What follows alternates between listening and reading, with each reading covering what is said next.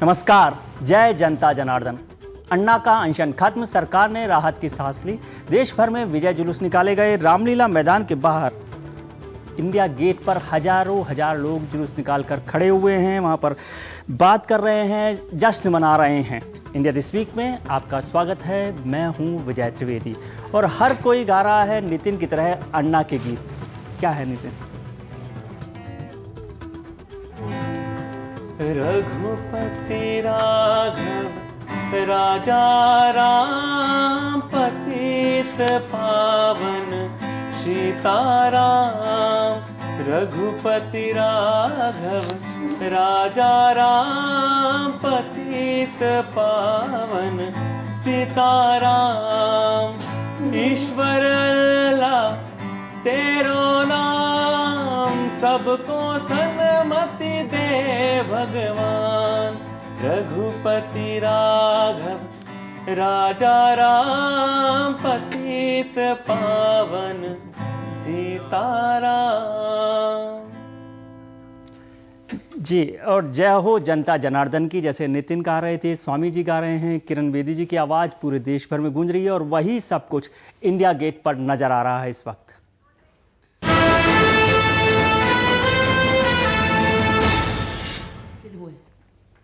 अन्ना हजारे का अनशन 12 दिन बाद टूट गया। 2 छोटी बच्चियों इकरा और सिमरन से नारियल पानी पीकर अन्ना ने अनशन छोड़ा।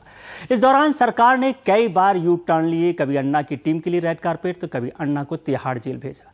कभी अन्ना को भ्रष्टाचारी कहा, तो कभी भ्रष्टाचार से लड़ने के लिए सलाम किया। और अब सरकार और संसद ने अन्ना की 3 मांगों को मान लिया है। लेकिन प्रधानमंत्री जुडिशरी लोकपाल से बाहर रहेंगे। लेकिन क्या अब भ्रष्टाचार खत्म हो जाएगा या इसके चुनाव सुधारों की जरूरत है? ये जीत जनतंत्र की है या भीड़ तंत्र की, जैसा कि सरकार ने कहा, या फिर 5 लोगों के इवेंट मैनेजमेंट के आगे आपस में लड़ते मंत्रियों वाली एक एरोगेंट कमजोर सरकार की हार है? बहुत से सवालों का जवाब ढूंढने की कोशिश करेंगे अगले 1.5 घंटे में इंडिया दिस वीक के इस खास कार्यक्रम में। हमारे साथ होंगे रियल प्लेयर्स, केंद्रीय मंत्री विलासराव देशमुख, किरण बेदी जी, प्रशांत भूषण, स्वामी अग्निवेश, लोकसभा के अध्यक्ष रहे सोमनाथ चटर्जी, बीजेपी नेता स्मृति ईरानी, कांग्रेस के सांसद नवीन जिंदाल, महात्मा गांधी के ग्रेट ग्रैंडसन तुषार गांधी, अरुणा राय टीम की सहयोगी अंजलि भारद्वाज, नितिन और रेडियो जॉकी जेनी डी। आप सबका बहुत बहुत स्वागत है। किरण जी, सबसे पहले आपसे बात शुरू करते हैं।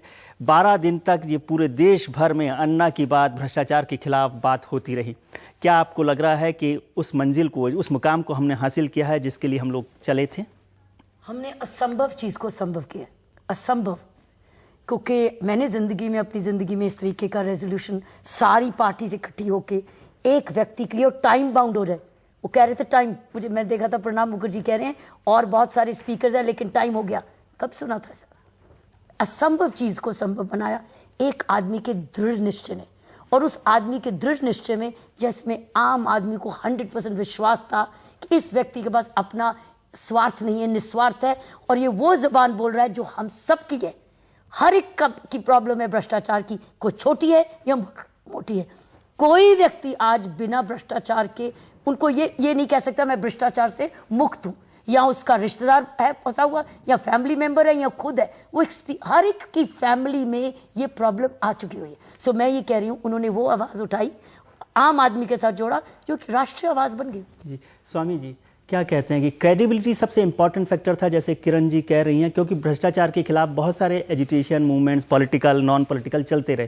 लेकिन पहली बार ऐसा हुआ कि हजार लोग बिना किसी न्योते के, बिना किसी इन्वाइट के, बिना ट्रक, गाड़ियाँ, बसें भरे आ पहुंचे। तो क्या क्रेडिबिलिटी केवल एक चीज थी, और वो क्रेडिबिलिटी सिर्फ अन्ना पे टिकी हुई थी?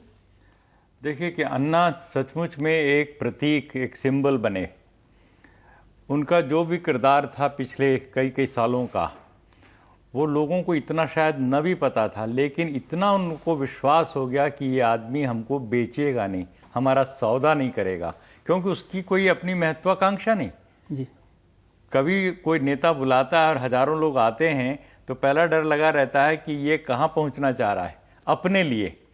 अन्ना के साथ ये कोई खतरा नहीं जी। अन्ना ने वापस उसी मंदिर के 10 फुट बाय 8 फुट के कमरे में जाना है, उसी प्लेट से खाना खाना है, उसी चटाई पर सोना है।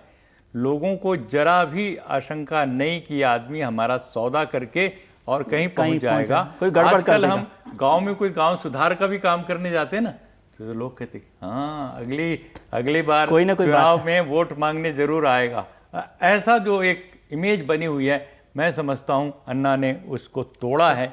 और देश को खाली एक प्रतीक चाहिए, यदि एक ऐसा प्रतीक मिले, हाँ, निस्वार्थ, तो राष्ट्र खड़ा हो सकता है। ये परीक्षण दिखा, सफल हुआ। और ये मैं कहता हूं महात्मा गांधी का जो सपना था कि एक लोक शक्ति होनी चाहिए समानांतर, हमेशा हमेशा, जो राजशक्ति के ऊपर अंकुश रखे हमेशा, तो इस प्रकार का एक रिश्ता, उसकी शुरुआत, उसकी पहली कदम।